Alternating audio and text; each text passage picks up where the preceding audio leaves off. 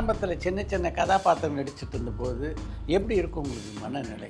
ரெண்டு விதமாக போச்சு சார். ஒன்று என்னடா அப்படியே போய்கிட்டே இருக்கு அப்படின்னு. இன்னொன்று என்னென்னா சமீபத்தில் நீங்கள் பண்ண படத்தில் பெருசு ஒரு வைபவ் சார் ப்ரொடக்ஷனில் தான் நான் ஒரு படம் பண்ணியிருந்தேன் சார். அப்போ வந்து என்னை இங்கே கூப்பிட்டுருந்தாங்க ஸ்டோன் பெஞ்சில். அப்போ நான் வைபவ் சாரை சொன்னேன், சார் இது மாதிரி நீங்கள் நடிக்கிறீங்களாமே. நான் அப்படியா இங்கே வாங்க அப்படின்ட்டு இந்த லயன் சொன்னோன்னே எனக்கு சாக்கு. கதாநாயகன் நடிக்கிறதுல என்ன தயக்கம் முனிஷ்காந்த்? உங்களுக்கு தெரியாதா சார் என்கிட்ட கேட்குறீங்க? மிடில் கிளாஸ் கதையை கேட்டபோது உங்களுக்கு முதல்ல என்ன தோணுச்சு? நமக்கு என்னன்னா அதில் ஒரு சின்ன பயம் இருந்துகிட்டே இருந்துச்சு. எதுக்கு நான் வேற ரோல் கேட்கலாம்னு நினச்சேன் உள்ளே போய். இந்த படத்துடைய தயாரிப்பாளர் திலீப் பாபு. ஆமாம் ஆமாம். அவருடைய நிறுவனத்தில் தொடர்ந்து பல படம் நீங்கள் நடிச்சிருக்கீங்க. எனக்கு பேர் இழப்பு தான் சார். நான் தான் சொன்னேன், ஒரு முதலாளியாக எனக்கு பெரிய இழப்பு. சமீபத்தில் எப்படிப்பட்ட படங்களை மக்கள் ரசிக்கிறாங்க அப்படின்னு நினைக்கிறீங்க? இப்போ சமீபமாக பார்த்தீங்கன்னா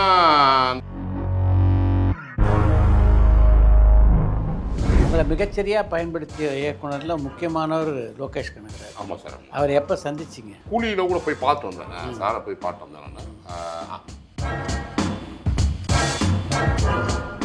இந்த மிடில் கிளாஸ் படத்தை பொறுத்த வரைக்கும் ரசிகர்களுக்கு என்ன சொல்லணும்னு விரும்புகிறீங்க?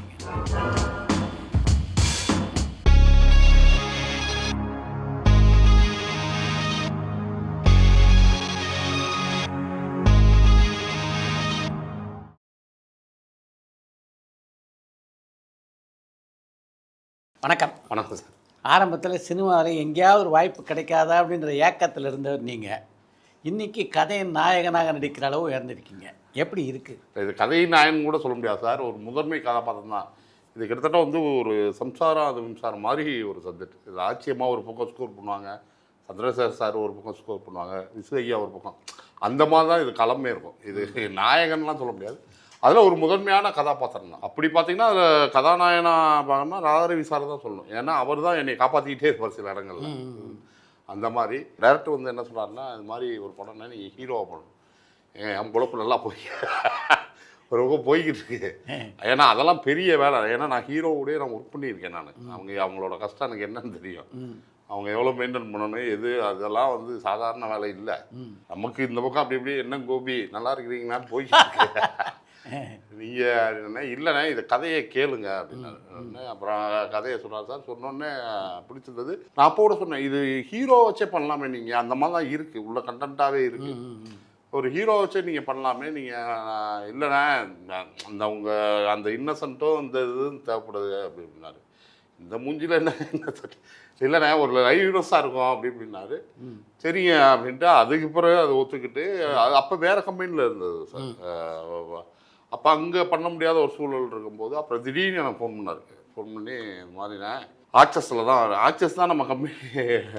ஆமாம் ஆமாம் ஆமாம், நம்ம கம்பெனி ஆர்டிஸ்ட் தான் நான் அப்படியான்ட்டு. அப்போ என்னென்னா சம்பளம் வெளியே கொஞ்சம் கம்மியாக பேசியிருந்தேன். அதில் நான் கேட்டேன், இது அந்த சம்பளம் சொன்னீங்களா அப்படின்னு.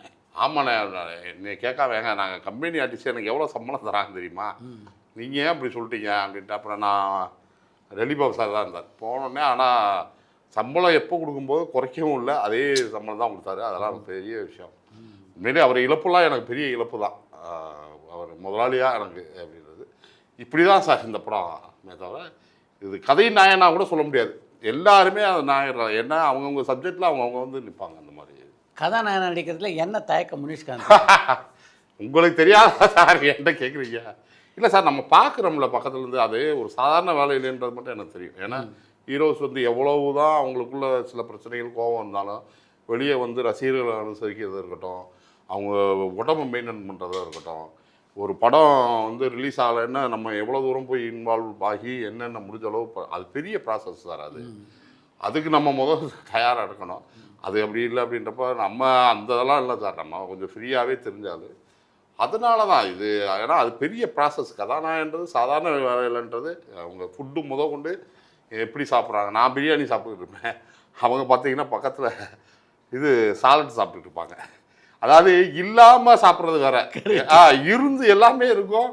அதெல்லாம் ரொம்ப பார்க்கும்போது அவங்கள இதாக இருக்கும். ஆமாம், இதாக இருக்கும்.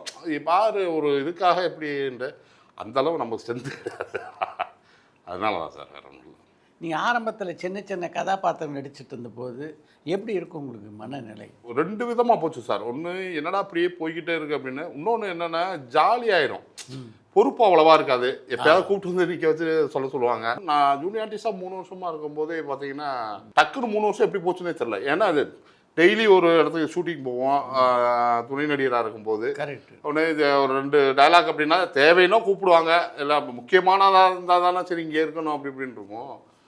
அது மாதிரி இருந்தது. ஆனால் காலம் சர்ன்னு போய் அப்புறம் பார்த்தீங்கன்னா அங்கே இருக்கவங்களே ஒருத்தர் சொன்னார், தம்பி இப்படியே போயிடும் காலம் பார்த்துக்க, நீ இப்போ நல்லா இருக்கும் உனக்கு. ஆமாம் ஆமாம். இப்போ இன்னொன்று பார்த்தா அப்படின்னா 3 வேளை சாப்பாடு போட்டுறாங்க, 2 வேளை சாப்பாடு போட்டுறாங்க, டிஃபன் கொடுத்துட்றாங்க, நீ க்ரௌடுனால சுற்றிக்கிட்டு இருக்க. ஆனால் இது நினைக்காது தம்பி, நான் ஒரு இப்படி பார்த்தீங்கன்னா இன்னும் ஒரு 5 வருஷம் போச்சு அப்படின்னா அப்படியே உனக்கு இதுலேயே நீ இதாகிடுவேன். கம்பெனியாக போய் ஏறி இறங்கு அப்படின்னா அதுக்கு பிறகு தான் சார் நான் கம்பெனியாக ஏறி இறங்கினது. அதுக்கு இதுக்கு உள்ள டிஃப்ரெண்ட்டாக தான் சார். அது என்ன சொகுசு இருந்தாலும் நாட்கள் போயிடும். இதுனா கொஞ்சம் பொறுப்பு வந்துடும். நம்ம அந்த வேலையை பார்க்கணும் அப்படின்ற ஒரு பொறுப்பு இருக்குது சார். இப்போ நீங்கள் வந்து கேரக்டர் கதாபாத்திரங்களுக்கு மாறிட்டீங்க. நீங்கள் அதான் கதாபாத்திரம் நடிக்கும்போது இப்போ பார்த்தீங்கன்னா கூடவே அந்த மாதிரி துணை நடிகர்கள் பல பேர் இருப்பாங்க. என்ன தோணும் உங்களுக்கு அவங்கள பார்க்கும்போது? என்ன அப்படின்னா நீங்கள் சொன்ன மாதிரி தான், இங்கே வந்த பிறகு அந்த ஃப்ரீடம் போயிடும். அவங்க நல்லா சிரித்து பேசிக்கிட்டு இருப்பாங்க, நம்ம இங்கே டயலாக் பார்க்கணும் யார் இது அப்படின்ட்டு. அது கொஞ்சம் இதாக இருக்கும், அவ்வளோ ஜாலியாக இருக்காங்க வர அப்படின்ட்டு. இன்னொன்று என்னென்னா அவங்க வந்து அது ஒரு பெருமிதமாக பார்ப்பாங்க. அது அவங்க அந்த பார்வையிலே தெரியும், நம்ம கூட இருந்தோம்டா அருமை அருமை, அந்த இது மாதிரி அந்த இது தெரியும் அவங்களுக்கு. அந்த ரிஷிவே இதாக நல்லா கொஞ்சம் இது இணக்கமாக இருக்கும். அந்த இதுதான் என்ன அந்த இது மட்டும் தோணும், பரவாயில்ல அவங்களுக்கு முடிச்சுட்டா கிளம்பிடுவாங்க, நம்ம அப்படி முடியாது, நம்ம அந்த டைலாக் இதெல்லாம் இது பண்ணணும் அப்படின்றது இருக்கும் சார். ஒரு பக்கம் குணச்சித்திர கதாபாத்திரம் நடிக்கிறீங்க, இன்னொரு பக்கம் நகைச்சுவை கதாபாத்திரம் நடிக்கிறீங்க, 2லேயுமே கலக்கிட்டு இருக்கீங்க. சரி, இதில் உங்களுக்கு எது ரொம்ப பிடிக்குது? இது நகைச்சுவை தான் சார். ஆனால் அது ரொம்ப கஷ்டன்றது எனக்கு தெரியுது சார். அது சாதாரண வேலை இல்லைன்றது. இது நான் ஆக்ஷனில் நான் முதல் பேட்டியில் கூட சொல்லிப்பேன், ஆக்ஷண்டாக வந்து நம்ம முனிஷ்காந்த் கேரக்டர் வந்து சாரா பார்த்து ஒரு லேபிள் கொடுத்தது. ஆனால் உள்ளே வந்த பிறகு தான் தெரியுது நகைச்சுவைன்றது சும்மா சாதாரணமாக அப்படி பண்ணிட்டு போகிறதில்ல. அழுக வச்சிடலாம், ஒருத்தனை கோவப்படுத்திடலாம், என்ன நம்ம அவனை சிரிக்க வைக்கிறது சாதாரண விஷயம் இல்லான்றது. அப்போ எனக்கு தெரிஞ்சு நகைச்சுவை, அதனால் நகைச்சுவை தான் சார் ரொம்ப. ஏன்னா நான் குணச்சித்திரத்தோட பண்ணதோட இப்போ ராட்சசனில் பண்ணதை விட எனக்கு முண்டாஸ்பட்டியில் பண்ண ரிவ்யூ தான் நிறையா வந்தது. அதாவது ரொம்ப பாசிட்டிவாக பார்த்து பேசுகிறவங்கலாம், இந்த ஒருத்தவங்களாம் வந்து தம்பி நான் மாத்திரை போடுவேன், ஏன்னா சுகர் பேஷண்ட்டு, உங்கள் படம் பார்த்து அன்றைக்கி ஃபுல்லாக மாத்திரை போடாமல் தூங்கினப்பா அப்படின்றதுலாம் அந்த இது மிகப்பெரிய அது பெரிய பாராட்டு சார். ஆனால் அது டஃப் அதிகம். அது நகைச்சுவை பண்ணுறதுன்றது சாதாரண விஷயம் இல்லை அப்படின்னு நான் நினைக்கிறேன். அது மாதிரி மிகப்பெரிய பாராட்டை உங்களுக்கு பெற்று தந்த படங்கள் அப்படின்னு எதெல்லாம் சொல்லலாம்? மரதனானே சொல்லலாம், மாநகரம் சொல்லலாம், முண்டாஸ்பட்டி சொல்லலாம், அப்புறம் 144 சொல்லலாம். எல்லா படமுமே தான் சார். பசங்க 2 சொல்லலாம். அந்த மாதிரி ஒரு படம்னு சொல்ல முடியாது சார். ஏன்னா எனக்கு என்ன அமைஞ்சிருச்சு அப்படின்னா அந்த மாதிரி கதையாக அமைஞ்சிருச்சு, அதுதான் பெஸ்ட்டு. கதையோட இப்போ நான் பண்ணேன்னா ட்ராக்கெல்லாம் தனியாக பண்ணல, கதையோடு சேர்ந்து. ஆமாம், பார்த்தீங்கன்னா அந்த மாதிரி டைரக்டர்ஸ் அமைஞ்சிட்டாங்க. அதனால் வந்து எனக்கு கதையோடு அமைஞ்சதுனால எல்லாமே இது. ஆனால் என்ன அதில் பெஸ்ட்டுன்னு பார்த்தீங்கன்னா எனக்கு தோணுது முண்டாஸ்பட்டி தான். சமீபத்தில் நீங்கள் பண்ண படத்தில் பெருசு ஒரு வித்தியாசமான. ஆமாம், அது வைபவ் சார் ப்ரொடக்ஷனில் தான் நான் ஒரு படம் பண்ணியிருந்தேன் சார். கார்த்திக் சுப்ராஜ் சார்கிட்ட ஒரு அப்பாயின்மெண்ட் கேட்டிருந்தேன் பார்க்குறதுக்கு. அப்போ அவர் என்ன சொன்னார், அவர் தான் தெரியுமே, அவர் ஏன் பார்க்குறாரு அப்படின்னா, ஒன்றும் இல்லை, இப்போ நம்ம ப்ரொடக்ஷனில் ஸ்டோன் பெஞ்சில் ஒரு படம் பண்ணுறோம், அது அவர் இருக்குது அப்படின்னாரு. அப்படியா அப்படின்ட்டு அப்போ நான் வைபவ் சார்கிட்ட சொன்னேன், சார் இது மாதிரி நீங்கள் நடிக்கிறீங்களாமே. அதனால் நான் அப்படியா இங்கே வாங்க அப்படின்ட்டு இந்த லயன் சொன்னோன்னே எனக்கு சாக்கு, என்னடா இப்படி ஆனால் அவர் தெளிவாக சொன்னார், நீங்கள் வந்து இது அந்த ஒரு இடம் தான் அப்படி இருக்கும், இது கம்பி மேலே நடக்கிற மாதிரி தான், நம்மளை எப்படி வேணாலும் ரிசீவ் பண்ணுவாங்க. ஆனால் கதையா அப்படின்னு பார்த்த உடனே அப்புறம் நான் டைரக்டர்கிட்ட போய் கேட்டேன். சொல்லும்போது விவசாயம் அவ்வளோவா பெருசாக தெரியல எனக்கு. அவரு என்ன சொன்னால், அந்த ஒரு சீன் தானே அப்படி இருக்கும், பாக்கி பூரா கதை ஓட்டமாக அப்படி தானே. அப்புறம் தான் அவர் சொன்னார், இவங்க தீபாக்கா அப்படின்னு இவ்வளோ பெரிய ஆர்டிஸ்டே நடிக்கிறாங்க இப்போ என்ன அப்படின்ட்டு அப்படி கிடச்சது தான் சார் அந்த இது. அது எனக்கு பெரிய அனுபவமாக தான் இருந்தது. எனக்கு அந்த பயம் இருந்துகிட்டே இருந்துச்சு. ஏன்னா திடீர்னு இப்படி மாறிடுச்சுன்னு வச்சுக்கோங்க, நம்மளை முடிச்சுட்டு இவன் இந்த மாதிரி படத்தில் நடிச்சிட்டு இருக்கான் அப்படின்ற மாதிரி. ஆனால் அதை பண்ணல, டைரக்டர் ஓரளவு தெளிவாக பண்ணிட்டார் சார். ஒரு பக்கம் நகைச்சுவை கதாபாத்திரத்தை நடிச்சிருக்கீங்க, இன்னொரு பக்கம் சீரியஸான கதாபாத்திரத்தில் நீங்கள் மிரட்டியிருக்கீங்க. அப்படி மிகச்சிறந்த நடிகராக இருந்தும் உங்களுக்கு கிடைக்க வேண்டிய அளவுக்கு வாய்ப்புகள் வரல அப்படின்னு வெளியிலேருந்து பார்க்குற என்ன மாதிரி ஆளுக்கு தோணுது. உங்களுக்கு அந்த எண்ணம் இருக்கா? அப்படி எனக்கு தோணுது கிடையாது, ஆசைகளாக இருந்திருக்கு. நான் வில்லனாக நடிக்கப்பட்டு தான் ஆசைப்பட்டு தான் வந்தேன். கொஞ்சம் ட்ராக்கு கொஞ்சம் மாறி இருக்கு, அது மட்டும் டச் பண்ணிட்டு வரணுன்ற ஒரு ஆசை இருக்குது. சும்மா ஏனோ தானோன்னு பண்ணாமல் ஏப்பா சரியான இதுரா அப்படின்ட்டு அதுக்காக ஆமாம் ஆமாம் அதுக்காக கொஞ்சம் வெயிட் பண்ணிட்டு இருக்கேன் சார். அது மாதிரி அமைஞ்சா அது ஆசைக்கு முடிஞ்ச அளவு என்ன எஃபெக்ட் போட முடியுமோ போட்டு மறுபடியும் நகைச்சுவைக்கே ஓடும். ஏன்னா இதுக்கு தான் எப்பயுமே மவுசு இல்லைன்னா கூட நம்ம அந்த ஒரு ஆசையை போய் டச் பண்ணிட்டு மட்டும் வந்துடணும் அப்படின்னு ஒரு ஆசை இருக்குது சார். முனிஷ்காந்துக்கு மிகவும் பிடித்த வில்லன் நடிகர்கள் யார் யார்? நாசர் சார் தான் sir. Nassar sir, Prakash Raj sir. இதில் நாசர் சார் குறிப்பிட்டு நான் ஃபீல்டுக்குள்ளே வரும்போது அவர் நான் ஏன் தேர்ந்தெடுத்தேன்னா, ஃபீல்டுக்குள்ளே வந்துட்டோம், வில்லனாக நடிக்க தான் வந்தோம். வந்து சரி இது காலகட்டங்கள் இப்படியே போயிட்டே இருக்கும்போது சரி ஒரு ஆளை சூஸ் பண்ணணும்னு இருக்குங்களா, அப்போ நாசர் சார் தான் நான் எடுத்தேன். ஏன்னா அவர் எல்லா கேரக்டருக்கும் பொறுத்துவார். ஆமாம், உணர்ச்சிக்கும் போவார், வில்லனாகவும் வருவார், இதாகவும் நடிப்பார், காமெடியாகவும் பண்ணுவார். ஆமாம், ஃபோக்லோரு ஒரு பக்கம் சோஷியல் எல்லாத்துக்கும் சூட் ஆகும், ஹீரோவாகவும் பண்ணுவார். அப்போ தான் அவர் எனக்கு பரவாயில்ல இந்த பன்முகத்தன்மை மட்டும் இருக்கணும் அப்படின்னா ஒரு மாதிரி பண்ணலை.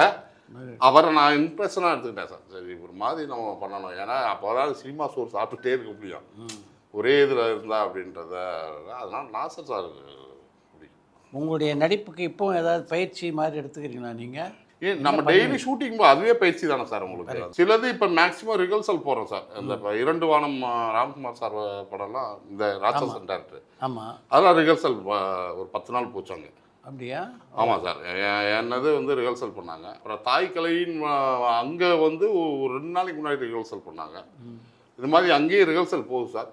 உண்மையில அதுக்குள்ளேயே இருக்கிறதுனால அப்போதைக்கு பயிற்சி நிறையா படங்கள் பார்ப்பேன் சார். அது பயிற்சியாக அதை எடுத்துக்கிறது. தாய்க்கிழவியில் ராதிகா மிரட்டியிருக்காங்க போட்டு. ஆமாம் ஆமாம் சார். அவர் கதையாக சொல்லும் போதே சார், நான் வந்து ஒரு டப்பிங்கில் இருந்தேன். இது மாதிரி எஸ்கே சார் ப்ரொடெக்ஷனில் வந்து கூப்பிட்றோம், நீங்கள் வாங்க அப்படின்னு கூப்பிட்டாரு. நான் போனால் டேரக்டர் உட்காந்தார். டேரக்டர் வந்து ஆல்ரெடி எனக்கு தெரியும்னா ஃபோனில் பேசியிருக்காரு, நேரில் பார்த்ததில்ல. ஏன்னா அவர் வந்து ஆல்ரெடியே என்கிட்ட வந்து நாங்கள் இந்த ஆலம்பனான்னு ஒரு படம் பண்ணிக்கிருந்தேன் கேஜேஆர். ஆமாம், அதுக்கு அவர் முயற்சி பண்ணியிருந்தார். அவர் என்ன கேட்டு சொல்லுங்கள், அவன் அண்ணன் ஜெய் ஆனந்த் இருக்காரு, அதை கேட்டு சொல்லுங்கன்னும் போது நான் அங்கே கேட்கும்போது இங்கே சரியான ரெஸ்பான்ஸ் இல்லை. கேஜேஆர் சார்கிட்ட வந்து நாங்கள் கேட்கனேன், இல்லை சார் அது இப்போதைக்கு இங்கே அவங்க ஏன்னா அவர் வேறு படத்தில் இருக்கார் அப்படின்ட்டேன். சரி அதுக்கு பிறகு தொடர்பே இல்லை. போனால் இவர் உட்காந்து இவர் யாருன்னு பேர் ஃபோனில் தானே பார்த்துருக்கோம். அண்ணே நான் தானே ஜெயானந்து. ஓ நீங்கள் தானா அப்படின்ட்டு அப்புறம் கதை சொன்னார். கதை சொல்லும்போது இது எப்பயுமே வந்து உங்கள்கிட்ட சொல்கிறேன், ஒரு ஆர்டிஸ்டாக கதை கேட்கும்போது வந்து இப்போ மேனேஜர்ஸ்கிட்ட வந்து நான் வந்து நல்லா இருக்கு அப்படின்னா சம்பளத்தை கம்மி பண்ணுவாங்க. அதனால் ஓகே அப்படின்ட்டு அப்புறம் மேனேஜர் விட்டு பேசும்போது சம்பளம் கம்மியானால் கூட நாங்கள் போயிடுவோம். இது நான் முடித்தோடனே நேராக போய் மேனேஜர் யாருக்கு இந்த டேட்டு நான் கொடுத்துட்றேன் டேட்டு ஃபுல்லாக அருமை வேற அந்த மாதிரி இது சார். அவர் கதை சொன்னார், இதில் நடிச்சே ஆமாம் ஸ்டோரி டெல்லிங் சொல்லும் போதே அப்படி இருந்தது, அதே மாதிரி எடுத்தார் சார். அதுதான் ஏன்னா சில பேர் சொல்லுவாங்க எடுக்கிறதுன்றது, அப்படி எடுத்தார் சார். உண்மையிலே ரொம்ப வியந்த டைரக்டர். நான் அவர் இதுக்காக சொல்ல, ஏன்னா முதல் படமே அவர் நிறையா படம் பண்ண மெச்சூர்டு அவர்கிட்ட இருந்தது. எப்பயுமே நான் ஏன்னா புது டேரக்டர் தான் நிறைய பேர்த்து நான் நடிச்சிருக்கேன். அப்போ வந்து எனக்கு என்ன அவங்களுக்கு ஒரு சின்ன ஒரு இது இருந்துகிட்டே இருக்கும், பதட்டம் டேரக்டர்ஸ். ஏன்னா முதல் படம் ஏதாவது என்னென்னா, ஆனால் இவர்கிட்ட நான் அந்த இதை பார்க்கவே இல்லை. அழகாக ஹேண்டில் பண்ணி கொண்டு போனார். அது பார்த்தா உண்மையிலே அந்த படம் வந்து கண்டிப்பாக பேசப்படும் சார். கண்டிப்பாக நல்லா வந்திருக்குன்னு கேள்விப்பட்டேன், பேசப்படும். மிடில் கிளாஸ் கதையை கேட்டபோது உங்களுக்கு முதல்ல என்ன தோணுச்சு? அதான் மிடில் கிளாஸ் கதையை கேட்கும்போது அதான் நீங்கள் ஃபஸ்ட்டு கதையை கேளுங்கன்னு சொல்லும்போதே, கதையாக சொல்லும்போது நானே சொன்னேன் சார் இது ஹீரோவே பண்ணலாம், ஏன்னா அப்படி தான் இருக்குது, கண்டென்ட் நல்லா இருக்குது சார் அப்படி இப்படின்னு. இல்லைண்ணே அதுதான் இந்த இது அப்படின்னு கேட்கும் போதே எனக்கு ஓரளவு நல்லா பிடிச்சிருந்துச்சு சார். ஏன்னா அதில் சில ட்விஸ்ட்டு எல்லாமே இருந்தது. அந்த படம் பார்க்கும்போது பார்த்தீங்கன்னா, ஆமாம்ல நம்ம பக்கத்து வீட்டுக்காரன் ஒருத்தன் இப்படி இருந்தான்ல, ஓ நம்ம சித்தப்பா அப்படி தானே பண்ணார், நம்ம மாமா அப்படி தானே பண்ணார் அப்படின்ற மாதிரியே இருக்கும் அந்த கதை. அது எனக்கு ரொம்ப பிடிச்சிருந்தது. அது நமக்கு என்னென்னா அதில் ஒரு சின்ன பயம் இருந்துகிட்டே இருந்துச்சு. எதுக்கு நான் வேறு ரோல் கேட்கலான்னு நினச்சேன். உள்ளே போய் இந்த ராதாரவி சார் ரோல் கேட்கலான்னு இருந்தேன். அது வந்து அது ரொம்ப கனெக்ட் ஆகி போகிற ரோல். இல்லைண்ணே இதுதானே இப்போ நீங்கள் தானே தேவை அப்படி இப்படின்னாங்க. சரி அப்படின்ட்டு அப்புறம் அது அப்படி தான் சார் பண்ணார். அந்த கதையாகவே நல்லா இருக்கும் சார். ஒரு ஜனரஞ்சகமாக இருக்கும் அந்த படம். இவர் டைரக்டர்கிட்ட கேட்டேன், யாருங்க நடிக்கிறேன் அப்படி. அவங்க ஒத்துக்கிட்டாங்களா? எனக்கு நம்பிக்கையே இல்லை ஃபஸ்ட்டு. சும்மா சொல்லாதுண்ணே சார் அப்படின்னு. இல்லைண்ணே ஒத்துக்கிட்டாங்க அப்படின்னு. ஏன்னா கண்டென்ட்டாகவே அப்படி தான் சார். பெரிய இதாக இருந்துச்சு அவங்க. அந்த பெரிய அவங்க எங்கேருந்து வந்தவங்க, நம்ம போகும்போது சில விஷயங்கள் ரொம்ப அந்த இது அதில் ரொம்ப டெடிக்கேட்டாக இருந்தாங்க. நம்ம என்ன கதாபாத்திரமோ அதுக்கு உங்களுக்கு தெரியாதுல இந்த தொடுறதுங்கிறது சில பேர் அந்த இது பண்ணுவாங்க. அதெல்லாம் ஒன்றுமே இல்லை. அந்த கேரக்டருக்கு என்ன தேவையோ அது அவ்வளோலாம் பண்ணாங்க. அவங்களும் சில இது எமோஷனல் ரொம்ப நல்லா பண்ணியிருந்தாங்க சார் அவங்க அதுக்கு. ஏன்னா அந்த கதையினோட இதே அவங்கள சுற்றி ஒரு பெரிய ஒரு பிளேவே போகும். அவங்களால தான் சில சம்பவமே நடக்கும். அதை ரொம்ப நேர்த்தியாக பண்ணியிருந்தாங்க. ரொம்ப நல்லா பண்ணியிருந்தாங்க சார். என்ன சொல்ல போகுது மிடில் கிளாஸ்? மிடில் கிளாஸ் ஒன்றுமே இல்லை சார். இப்போ உள்ள நடுத்தர வாழ்க்கையில் ஓடுற ஓட்டத்தில் இருக்கிற ஆசைகள் இருக்குல்ல, நம்ம இப்படி ஆயிடலாம் அப்படி ஆயிடலாம் அப்படின்றது எல்லாத்துக்குமே இருக்கும். அந்த ஆசைகளால் சிலது எப்படி தப்பு நடக்குது, அது கொஞ்சம் மீறி போனால் எந்த மாதிரி போகுது. ஆனால் சில விஷயங்கள் தன்னை எறியாமல், சில விஷயங்கள் எதிர்பார்க்காமல் சில விஷயங்கள் நடக்கும்போது மிடில் கிளாஸாக நம்ம அதை எப்படி ஹேண்டில் பண்ணிக்கணும் அப்படின்னு தான் சார் சொல்லும். அந்த மாதிரி தான் இப்போ நடைமுறை ஓடுற ஓட்டத்துக்கு வந்து நம்ம எப்பயுமே அடுத்தவங்க சார்ந்தானே சார். இவங்க நல்லா இருக்காங்க, நம்ம அப்படி எந்த ஒரு இதுவுமே அப்படித்தானே போகுது. அவங்க நல்லா இருக்காங்க, அவங்கள மாதிரி நம்ம வரணும், அவங்க பாரு எப்படி இருக்காங்க இப்படி இருக்காங்க அப்படின்னு இருக்குல்ல சார். அப்படி வந்து எடுக்கிற ஒரு இது வந்து நிதானம் இல்லாமல் போனால் எப்படி இருக்கும்,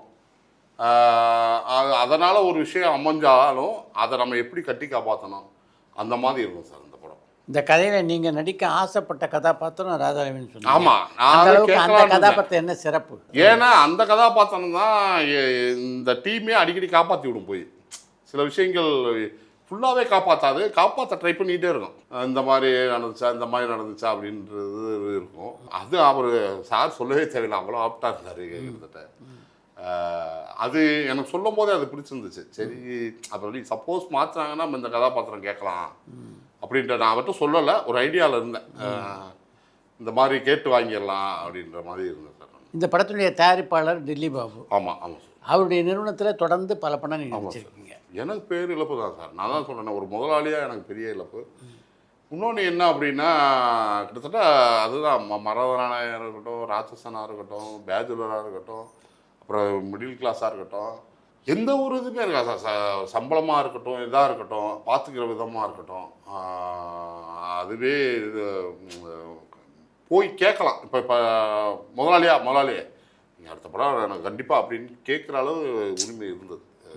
பூர்ணேஷ் இப்போ அதுதான் அதை கையகப்படுத்தியிருக்காரு. இன்னொரு பெரிய விஷயம் என்னென்னா, இவர் ஒரு ஃபேஷனாக சினிமாவை நினைக்கிறோம் சார். இது டெல்லி பாபு. ஏன்னா இந்த கதாபாத்திரம் பார்த்தீங்கன்னா, நாங்கள் ராதாரவி சார் எல்லாருமே பெரிய ஆர்டிஸ்ட் தான். ஆனால் ஒரு ஹீரோன்னு ஒரு டேபிள் ப்ராஃபிட் உங்களுக்கு தெரியாத ஒன்றும் இல்லை அப்படின்னு. ஏன்னா அது ஹீரோவுக்கு உண்டான இது இருக்குது. இப்போ நினச்சிருந்தாங்கன்னா இப்போ நினச்சிருந்தாங்கன்னா ஆக்சஸ் கொஞ்சம் பெரிய இதுதான். நீங்கள் வேணால் ஒரு ஹீரோவுக்கு சொல்லுங்களேன் அப்படின்னு டேரக்டர்கிட்ட சொல்லியிருக்கலாம். அவர் எதையுமே அக்செப்ட் பண்ணலாம். சரி உங்கள் பூரா இருக்கட்டும். அவர் கதையை ரொம்ப நல்லா நம்பினார். அதுதான் ரொம்ப பிடிச்சிருந்துச்சு. ஒரு ஃபேஷனாக பண்ணுறது ரொம்ப ரேரில் சார் இப்போ ப்ரொடியூசர் தரப்பில் அந்த மாதிரி. அதுவும் ஒரு பெரிய இழப்பு தான். அவர் இருந்திருந்தாருன்னா கண்டிப்பாக நிறையா டேரக்டர்ஸ் உருவாக்கியிருப்பார் சார். அவர் நீங்கள் நல்லா பார்த்தீங்கன்னா, மரதனானே புது டேரக்டர் தான், பேச்சுலர் புது டேரக்டர் தான், நிறையா டேரக்டர் உருவாக்குனது அந்த கம்பெனி தான். புது டேரக்டர் நிறையா வச்சு உருவாக்குனது. கண்டிப்பாக அதை பூர்ணேஷ் அவங்க மச்சான் செய்வார்னு நினைக்கிறேன். ஏன்னா அவர் மூச்சாக இறங்கியிருக்காரு. பார்ப்போம் சார். எனக்கு பேர் இழப்பு தான் அது. இந்த மிடில் கிளாஸில் நீங்கள் நடித்ததில் உங்களுக்கு ரொம்ப பிடித்த சீன் அப்படின்னு எதை சொல்லலாம்? பிடித்த சீன் இருந்தால் லாஸ்ட்டில் ஒரு எமோஷன்ஸ் ஒன்று வரும் சார். அது ரொம்ப நல்லாயிருக்கும். ரொம்ப வலி நொந்து போய் நின்றுப்பான் அந்த கேரக்டர். அப்போ வந்து அதுக்கு மேலே இன்னொரு விஷயம் வரும். அது எப்படின்னா யூடியூப் மூலியமாக வரும், சம்மந்தமே இல்லாமல் வரும். அப்போ ஒரு அங்கே வசனம் இருக்கும், அந்த வசனம் நான் நடிக்கும்போது எனக்கு ரொம்ப அது பிடிச்சிருந்துச்சு சார். இந்த படம் தான் அவருக்கு முதல் படம் இல்லையா? கதை சொன்னதை எப்படி எந்த அளவுக்கு திரையில் கடத்தியிருக்காருன்னு நினைக்கிறீங்க? மேக்ஸிமம் நல்லா பண்ணியிருக்காரு சார், சொன்ன மாதிரியே எடுத்திருக்காரு. இதில் என்ன பெரிய பிரச்சனை ஆச்சு அப்படின்னா, நம்ம பெரிய அஸ்திவாரமே நல்லா இருக்கிறீங்களா, அந்த இது ஒரு காமெடி தான் உள்ளே இருக்குது. அதில் எனக்கு அவருக்கு முரணே வந்துச்சு. ஏன்னா நான் குடும்பம் தானேங்க, அப்பப்போ காமெடி பண்ணிடுவேன். நான் என்ன வேணானே காமெடி முழுக்க முழுக்க சீரியஸாக சீரியஸானா இது அந்த மாதிரி நான் சொல்கிறேன். ஏங்க நான் அதை வச்சு தான் பார்ப்பாங்க. நீங்கள் வந்து இல்லைண்ணே, நீங்கள் வந்து இதே பேத்தனில் போவோம். சண்டே அதை சண்டேன்னா முரணே வந்திருக்கு சார், இதை வச்சுக்குங்க இல்லைன்னு எடுத்துருங்க. இப்போ வந்து ஃபிலிம் மாதிரி இல்லை, சிப்பு தான் அது. உங்களுக்கு தேவையில்லைன்னா அப்போ அங்கே தேவைன்னா அப்படி இல்லைண்ணே, இது வந்து இப்போ அதே ஒரு நார்மலாக ஒரு படம், ஒரு நடுத்தர குடும்பம் எப்படி இருக்கும் அப்படி போகட்டும் அப்படின்னு. அப்போ டப்பிங் பார்க்கும்போது தான் சில வேலை சரி இது கரெக்டாக தான் இருக்குது, போகுது நேர்கோடாக போகுது அப்படின்னு. மேக்ஸிமம் அதான் சொன்ன மாதிரி தான் எடுத்தார் சார். இப்போ திரையில் ஓரளவுக்கு அந்த படத்தை நீங்கள் பார்த்துருப்பீங்க, எப்படி இருக்குது உங்களுக்கு ஃபீல்? நல்லா இருக்குது சார், ரொம்ப எமோஷனல் தான், ரொம்ப நல்லா கனெக்ட் ஆகுது. கிட்டத்தட்ட வந்து அந்த லாஸ்ட் 20 நிமிஷம் நல்லா பயங்கர எமோஷன்ஸ் இருக்குது. அப்புறம் ஃபர்ஸ்ட் ஆஃப் ஃபுல்லாகவே வந்து அந்த குடும்பம் என்ன மிடில் கிளாஸ்க்குள்ளே என்ன நடக்கும், என்ன பிரச்சனை இருக்கும் அப்படின்னு அப்படி போகும். அதுக்கு பிறகு ஒரு கதைக்குள்ளே வந்துடுவாங்க. கதைக்குள்ளே வந்து பார்த்திங்கன்னா ஒரு இன்ட்ரோல், ஒரு முக்கியமானதில் இன்ட்ரோல் விடுவாங்க. அதுக்கு பிறகு வந்து ராதாரவி சார் அவரோட ப்ளே ஒன்று போகும். அப்படியே இந்த எமோஷன் இது அப்படியே எல்லாமே இருக்கும் உங்களுக்கு, ஜனரஞ்சகமாக என்னென்ன இருக்கணுமோ அது பூரா இருக்கும் சார். சமீபத்தில் எப்படிப்பட்ட படங்களை மக்கள் ரசிக்கிறாங்க அப்படின்னு நினைக்கிறீங்க? இப்போ சமீபமாக பார்த்தீங்கன்னா அந்த ஹவுஸ்மெண்ட்டாக இருக்கட்டும், அந்த குடும்ப படங்கள் அந்த இது ஓரளவு ரசிக்க வராங்க சார். அது ரொம்ப இதாக இருக்குது, சந்தோஷமாக இருக்குது. ஏன்னா அப்படி இருந்தால் தான் எங்களை மாதிரி ஆளுகள் எங்களை மாதிரி ஆளுகளுக்கு வேலை சார். அதை தாண்டி எப்போ பாரு ரத்தம் வெட்டு குத்துன்றதை தாண்டி இப்போ அந்த கொஞ்சம் ரசனை மாறி இருக்குன்னு நான் நினைக்கிறேன் சார். இப்போ வர டூரிஸ்ட் ஃபேமிலி ஆகட்டும், ஒரு குடும்ப பாங்கான ஒரு படம் வருது, அது ரொம்ப சந்தோஷமாக இருக்குது. ஏன்னா இதுக்கிடையில் ஏதாவது ஒரு படம் நல்லா ஒரு கரகாட்டக்காரன் மாதிரி வந்து பூமாக ஒன்று வெடிச்சு அப்படின்னா மேக்ஸிமம் இன்னும் எதிர்பார்க்காம ஒரு கரகாட்டக்காரன் பார்த்தீங்கன்னா ஒன்றுமே படமாக பார்த்துட்டு வந்தோம்னா அவ்வளோ ஜாலியாக இருக்கும். ஒரு படம் பார்த்தோம்டா மாதிரி ஒன்று பூம் ஆச்சு அப்படின்னா இன்னும் கொஞ்சம் ஆரோக்கியமாக இருக்கும், நல்லாயிருக்கும். உங்களை மிகச்சரியாக பயன்படுத்திய இயக்குனரில் முக்கியமானவர் லோகேஷ் கனகராஜ். ஆமாம் சார். அவர் எப்போ சந்திச்சிங்க? நான் அதே பிறகு இப்போ கூட சந்திச்சேன் சார், கூலியில் கூட போய் பார்த்து வந்தேன் சாரை, போய் பார்த்து வந்தேன் நான். அதுக்கு இடையில் 2 தடவை ஃபங்க்ஷனில் பார்த்தேன் நான் பேச. ஆனால் இது செப்பரேட்டாக போய் வாய்ப்புக்காக தான் போயிருந்தேன். போனோன்னே அவர் சொன்னார், உங்களுக்கு இருக்குண்ணே சின்ன கேரக்டராக, அது இதை எதிர்பார்க்காதீங்க, இது பார்க்குறேன், இல்லை அப்படின்னா அடுத்த படம் நான் பண்ணுவோம்ண்ணே அப்படின்ட்டு பேசினார். அவர் எவ்வளோ உயர்த்துக்கு போயிட்டார். மாநகரத்தில் என்ன ஸ்பீச் இருந்துச்சோ அதே மாதிரி தான் இருந்துச்சு. என்ன நல்லா இருக்கீங்களா, என்ன எப்படி இருக்கீங்க. அப்போ தான் நான் வந்து சில கேள்வியெல்லாம் கேட்டேன். என் மேலே எதுவும் கோவமா சார், எந்த படத்துக்குமே கூப்பிட்றதில்ல இதுனா நான் எதுவும் தவறா, ஏன்னா நான் தெரிஞ்சுக்கிறேன், நான் என்னை திருத்திக்கிறேன் சார், நீங்கள் சொல்லிடுங்க அப்படின்னு. அண்ணனே அப்படிலாம் இல்லைண்ணே அப்படின்ட்டு அப்புறம் ஒவ்வொரு படத்துக்காக வழக்கம் சொல்லி இருந்தார். கைதியில் நீங்கள் ஜார்ஜ் அண்ணன் கேரக்டர் பண்ணால் வின்னிங்ஸ் கேரக்டர் மாதிரி, அதுனா அது யதார்த்தமான ஒரு போலீஸு. அடுத்து வந்து இப்போ அப்படின்ட்டு ஒவ்வொரு படமாக சொல்ல மாஸ்டர் நீங்கள் என்ன பண்ணிடுவீங்க, எதனால் வாய்ப்பு தர முடியும். நான் அவங்கள சும்மா அவர் சொன்னது தான். நான் என்ன சொன்னேன்னா சின்ன கேரக்டராக இருந்தாலும் அதெல்லாம் நீங்கள் பார்க்காது சார். இதில் கூட என்ன சொன்னார்னா, குழியில் நான் பார்க்குறேன்னே, ஏன்னா நீங்கள் சொல்லிடுறீங்க, அது எனக்கு கொடுக்க மனசு இல்லை, நான் பார்க்குறேன், இல்லைன்னு நான் அடுத்த படம் பண்ணுவேன். உங்களுடைய நண்பரான காளி வெங்கட்டை எப்போ சந்திச்சிங்க? நான் அடிக்கடி தான், பக்கத்து வீடு தான் சார், அவள் ஆஃபீஸ் பக்கம். நாங்கள் அடிக்கடி இந்த இப்போ கட்டாகுஸ்தி 2ல் கூட நாங்கள் 2 பேரும் ஒன்றா தான் பண்ணோம். அவர் நான் அப்பப்போ பார்த்துட்டே தான் இருக்கேன். இப்போ அவர் அம்மா அப்போ 2 படம் வேறு ஹீரோவாக பண்ணியிருக்காரு, நல்லா போயிட்டுருக்கு அந்த இது. அவர் கேட்கலையா ஹீரோவாக பண்ணுறதுக்கு பயமா இல்லையா? அவர் எல்லாத்துலேயும் யூட்டர்ன் போட்டு வந்துடுவாங்க. ஒரு நடிப்பு வயசு அப்படிப்பட்ட ஒரு very good actor, very good, அதில் தப்பிச்சு வந்துடுவார். நம்ம அப்படி இல்லையே, ஒரு சின்னதாக சருக்குனாலே முடிச்சேன் என்னங்க கோபியே அப்படி இப்படின்னு இது பண்ணிக்கிட்டு இருக்கான். நீங்கள் சொன்ன மாதிரி அந்த படம் பண்ணாலும் இப்போ தலைவன் ஒரு கேரக்டர் அந்த மனநிலைக்கு வந்துடுவாங்களா சார். இப்போ இது ஓவர கதாநாயகன் ஒதுக்கி விட்டாங்க. உங்களுக்கு தெரியாது ஒன்றும் இல்லை, அவர் கதாநாயகனாக நடிகர் இருப்பார், 2 சீட்டுக்கு வரமாட்டா இருப்பா அப்படின்ட்டு இங்கே வந்து ஆமாம் கழட்டி விடுறதுக்கு ஏகப்பட்ட பேர் இருப்பாங்க. நான் அவர்கிட்ட கேட்கல, ஆனால் அவருக்கு தெரியும் எந்த கதாபாத்திரம் கொடுத்தாலும் அவர் கரெக்டாக பண்ணிடுவார் அப்படின்ட்டு. அதனால் கதாநாயகன்றதை அவர் மண்டையில் ஏற்றி வச்சிருக்க மாட்டாருன்னு நான் நம்புகிறேன். அதனால் வந்து அந்த கேள்வி நான் அவர்கிட்ட கேட்கல, ஆனால் தெரியுது. இப்போ என்னென்ன படங்களில் முக்கியமான கதாபாத்திரம் நடிக்கிறீங்க? இப்போ வந்து 2 வானம் இந்த ராட்சசன் டைரக்டர், அப்புறம் தாய் கிழவி அந்த முக்கியமான கதாபாத்திரம், அப்புறம் கட்டா குஸ்தி 2, அப்புறம் சர்தார் 2, அது போக படம்னு ஒரு படம், அதுலேயும் முக்கியமான கதாபாத்திரம் சார். அது போக இன்னும் 2 பேர் வைக்கல, 2-3 படங்கள் பண்ணிகிட்டு இருக்கேன் சார். அதுதான் சார். நான் ஒரு சாதாரண நடிகராக இருந்து சூப்பர் ஸ்டார் ரஜினிகாந்தோடு நடிக்கிற அளவுக்கு வளர்ந்துட்டீங்க. இந்த பயணம் எப்படி இருக்குது? ரொம்ப சந்தோஷமாக தான் சார் இருக்குது. ஏன் அப்படின்னா ரஜினி சார்லாம் வந்து நான் திரையில் பார்த்து இன்ன வரையும் என் ஃப்ரெண்டு கேட்டுக்கிட்டு இருக்காங்க, என்னன்னா டேய் எனக்கு நீ ஒன்றே ஒன்று பண்ணணுன்னா ரஜினி சாரோட மட்டும் நான் ஒரு போட்டோ எடுக்கிறேன். அதுதான் அவங்க கேட்குற அதிகபட்ச இதே. அது என் லட்சியமாக கூட வச்சுருக்கேன்டா அப்படின்னா அவர் கூட நடிக்கிறோம்னா இப்போ எந்த அளவு இது எல்லாமே இதுதான் சார். நான் இது அவ்வளோ தூரம் நம்பினேன், அது என்னை கைவிடலை. அந்த இதுதான் சார், சினிமாவை நம்பினேன், அந்த அளவு என்னை விட்டு வந்துச்சு. இந்த மிடில் கிளாஸ் படத்தை பொறுத்த வரைக்கும் ரசிகர்களுக்கு என்ன சொல்லணும்னு விரும்புகிறீங்க நீங்கள்? ஒரு ஜனரஞ்சகமான படமாக இருக்கும், வந்து பார்த்தா நான் தான் சொன்னேன், அப்போ சொன்னது தான் இது. அட்லீஸ்ட் வந்து சின்னதாவது உங்களுக்கு கனெக்ட் ஆகிட்டு போகும். ஆமாம் இது நம்ம பக்கத்து வீட்டில் நடந்துச்சுல, இது ஆமாம் அன்றைக்கி சித்தப்பா அப்படி பண்ணார்ல, ஆமாம் இதனால் இப்படி நடந்துச்சுல அப்படின்னு. ஏன்னா எல்லா மிடில் கிளாஸ்குள்ளேயும் ஒரு ஏக்கம் இருக்கும், ஏன்னா அடுத்த கட்டத்துக்கு போகணும் அப்படின்ற ஒரு ஏக்கம் இருக்கும். அந்த ஏக்கத்தை நம்ம எந்த அளவு பிரதிபலிக்கிறோமோ அந்த அதாவது அதை அதாவது முயற்சியாக கொண்டு போகிறோமா, இல்லை தடுமாறி வேற பக்கம் போய் போகிறோமா அப்படின்ட்டு இருக்கும்போது அந்த சின்ன சின்ன விஷயங்கள்லாம் அவங்களுக்கு கனெக்ட் ஆகும் சார். ஆமாம் நம்ம அன்னைக்கு அந்த இது பண்ணிடக்கூடாது, இந்த மாதிரி தான் சார் இருக்கும். எல்லாமே உள்ள அவங்களுக்கு கனெக்ட் ஆகும். பார்த்த விஷயமா ஆமாம் நடந்தது அப்படின்றது சின்னதாவது கனெக்ட் ஆகும் நான் நம்புகிறேன். அதனாலே வந்து எல்லாம் வந்து பார்க்கலாம் சார். இந்த படத்துடைய வெற்றிக்கு பிறகு இது மாதிரியான கதாபாத்திரங்களை தொடர்ந்து பண்ணாங்க நம்பிக்கை இருக்காங்க. இது நீங்களே படம் மாறுங்க சார், இது ஹீரோவாகவே இருக்காது, இந்த மாதிரி கிடச்சா நான் பண்ணுவேன். ஏன்னா இந்த இதில் பார்த்தீங்கன்னா எல்லாருமே ஒவ்வொரு பிள்ளர் தான். விஜயலட்சுமி மேம் வந்து ஒரு பங்குக்கு அவங்க ஒன்று பண்ணியிருப்பாங்க, ராதாரவி சார், குரேஷி ஒரு பக்கம், அவங்க கோடாங்கி வடிவில் ஒரு பக்கம், நான் ஒரு பக்கம். இந்த மாதிரி கதாபாத்திரம் கிடைச்சா நான் பண்ணுவேன் சார். நான் இது ஆனால் நான் சொல்லிடுவேன், கதாநாயகன் மட்டும் போடாங்க, அது மட்டும் வேணான்னு நான்.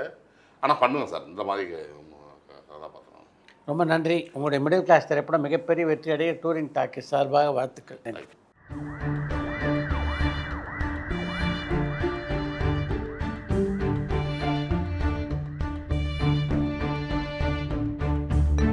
பரபரப்பான சினிமா செய்திகள், நட்சத்திரங்களின் பேட்டிகள், சினிமா வரலாறு ஆகியவற்றை பார்க்கவும் படிக்கவும் உங்களுக்கான இணையதளம் touringtalkies.co.